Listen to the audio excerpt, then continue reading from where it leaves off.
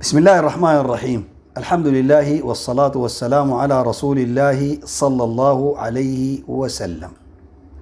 الأحبة في الله الأفاضل، طبعا الليلة الجمعة المباركة دي إن شاء الله بإذن الله وبوجودكم ربنا يبارككم جميعا، دايرين نتكلم عن حاجة ضرورية ومهمة جدا جدا ومرض من أمراض الأمم، خصوصا الأمة العربية. المرض ده متفشي فيها تفشي عجيب شديد، وخصوصا وأخص من الخصوص في السودان. المرض ده عارفين إنه مرض شنو يا شباب؟ المرض ده هو مرض الرشوة، الارتشاء. الرشوة دي هي شنو؟ الرشوة يا جماعة هي بالاختصار الشديد مال يدفع للموظف أو المسؤول أو الحاكم أو القاضي أو غيره أن تأخذ حق ليس بحقك. تدفع القروش دي عشان تشيل حق ما هو حقك، بغض النظر عن الحق ده هو شنو. ممكن يكون قروش الحق الدار تشيله ده، ممكن يكون شهادة ما حقتك ما المفروض تشيلها، ممكن يكون دور ما دورك المفروض تشيله، ممكن أي حاجة تتحصل على حق ما من حقك مقابل قروش. دي القروش دي اسمها رشوة أو رشوة. وعشان كده ربنا سبحانه وتعالى في القرآن الكريم قال: ولا تأكلوا أموالكم بينكم بالباطل وتدلوا بها إلى الحكام لتأكلوا فريقا من أموال الناس بالإثم وأنتم تعلمون. ولا تأكلوا أموالكم بينكم بالباطل إلا أن تكون تجارة عن تراض منكم. تمام؟ فالإنسان لا يأخذ حقا ليس بحقه، هذا محرم. أما القروش اللي بتدفع لتسهيل هذا الحق الغير حقك الغير شرعي يجيك، دي معناه يسمى الرشوة. عشان كده الرسول صلى الله عليه وسلم قال: لعن الله الراشي والمرتشي، يعني اللي بيدفع ملعون واللي بيستلم ملعون. ويا جماعة الرشوة دي يا جماعة الرسول صلى الله عليه وسلم حرمها وربنا حرمها في شريعتنا الإسلامية، لأن شريعتنا دي شريعة متكاملة لصلاح الحياة، بتختلف عن كل الشرائع وعن كل الديانات. شريعتنا دي بتصلح لكل زمان وكل مكان. عشان كده هسه الرشوة دي محرمة الآن ومحرمة قبل 1400 سنة. عشان كده دايرين نشوف أضرار المترتبة عليها الآن شنو. خدوا بالكم معي، رشوة القاضي، إذا كان القاضي الحكم المفروض يحكمه بانه حقك انت القطعه الفلانيه دي على حسب المعطيات حقتك انت، بقليل من المال يقوم يغير الحكم يديك حق ما حقك. العربيه الفلانيه بمعطياته بالادله والبراهين حقت فلان، بقليل من المال القاضي الملعون المجرم الذي لا يخاف الله ولا يعمل بشرع الله يقوم يديها الإنسان هي ما حقته. زول سلم زول قروش قال لي: يا أخي أنا والله يا شهودي فلان وفلان جو فلان وفلان شهدوا، والقاضي ما اقتنع بشهادتهم بسبب إنه أخذ حاجات كثيرة جدا بتحصل إلا من رحم الله. والحمد لله إن إحنا عندنا المنظومة العدلية والقضائية في السودان المسألة زي دي نادرة فيها شديد. مسألة رشوة القاضي دي نادرة، موجودة لكن نادرة شديد جدا. في الدول البرة موجودة. شوف، بيقولوا إنه في الدول الأوروبية في ألمانيا وغيرها القاضي مرتبه بيكون شيك على بياض، اكتب الحاجة بتكفيك يا سعادة القاضي عشان ما تكون محتاج لرشوة أو تغير الحكم بسبب طمعك فيما عند الناس. انت أغنى زول في الدنيا، أغنى زول في الدولة، المرتب بتاعك مفتوح، نديك شيك على بياض اكتب المرتب الدايره عشان ما يكون عندك فرصه انك ترتشي تاني، عشان الاحكام العدليه تمشي تمام. فنحن المفروض الحكومات بتاعتنا تولي اهتمام بالقضاء بالذات، إن تملا لهم وشهم من القروش عشان ما يجوروا في الحكم ولا يكون عندهم فرصه يجوروا فيها. ده كلام جميل والله، حتى لو عملته الدول الكافره ده كلام جميل. فرشوة القاضي دي من أخطر الرشاوي، بتغير الأحكام وتدي الناس حق ما حقها.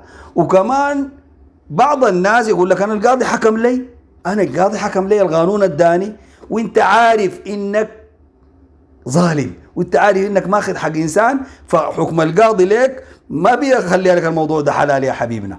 عشان كده الرسول صلى الله عليه وسلم قال: يأتيني الرجلان المختصمان منكم قد يكون أحدهما ألحن بحجته من الآخر، يعني واحد فيكم أفصح وحجته أقوى من رفيقه بسبب فصحة اللسان، وذاك يكون مسكين شوية، فأقوم فأقضي له، أقضي له ده ألحن من لسانه صليط ولسانه فصيح، أقوم أحكي له على حسب المعطيات اللي بتصير في القضية، ولأنه الرسول ما بيعلم الغيب إلا بالوحي من السماء، فبيقوم يحكم للظالم.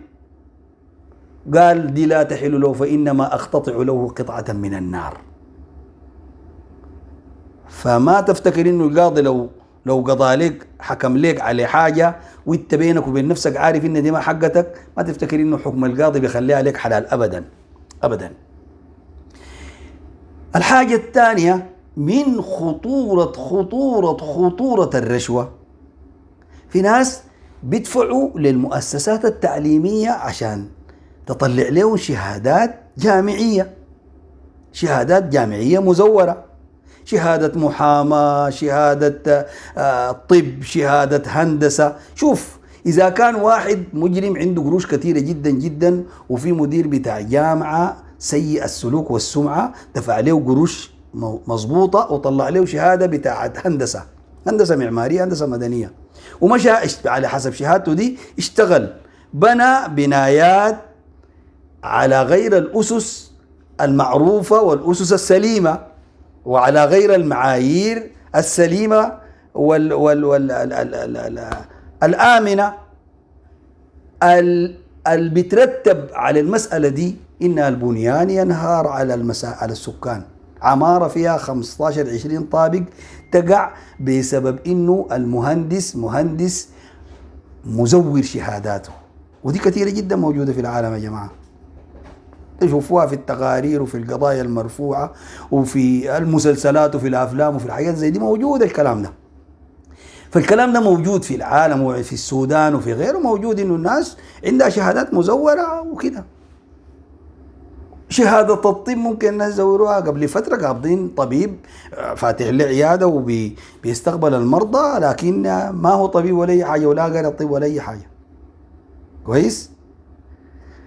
الحاجة الثانية والمهمة شديد برضو، ممكن زول يكون قرأ الطب وأي حاجة لكن زول بليد دخل بمجموع بسيط جدا جدا بسبب الرشوة، دخلوه الجامعة، حشروه مع الناس الشطار بسبب القروش والدفع، وزول بليد ودرجاته متدنية قاموا دخلوه مع الناس الدرجات عالية، وتخرج بكذلك الأمر بالسلفقة والكلام لغاية ما بقى دكتور، ودخل تشخيصه غلط، صرفه للعلاج غلط، حاجاته كلها غلط، ودي أرواح مرضى أمانة في عنقك.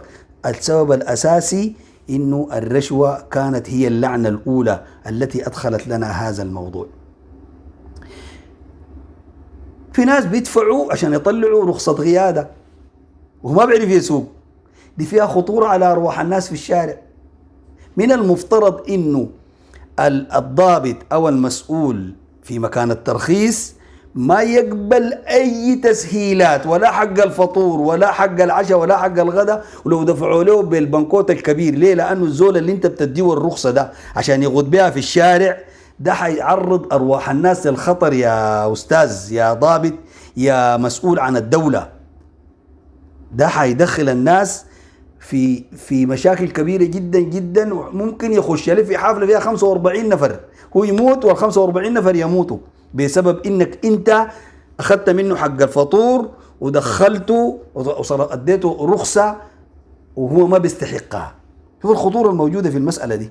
ما من حقه ياخدها، المفروض يمشي يعلم السواقة في مدرسة او يعلم زول موثوق به لغاية ما يتقن المسألة دي، ويجيك وانت تقتنع بالمسألة اللي عنده دي وما تستلم منه قرش ولا تعريفة. كفاية حقك حق الحكومة مكفيك، اطلع منها مش يشتغل اعمال حرة، لكن ما تاكل حرام، ما تاكل رشوة. كذلك الامر الناس المسؤولين في على راس الدولة في مسائل مثلا الأراضي، الحاجات، الأوراق الثبوتية للممتلكات العقارية، قد تجد ناس بسبب الرشوة يزوروا شهادات بتاعت حيازة وشهادات بتاعت بحث، وسمعنا كثير انه قطعة واحدة بتاعت أرض تتباع 4 5 مرات بشهادات بتاعت بحث. شهادة البحث دي طالعة من وين؟ ما طالعة من مكتب الحكومة.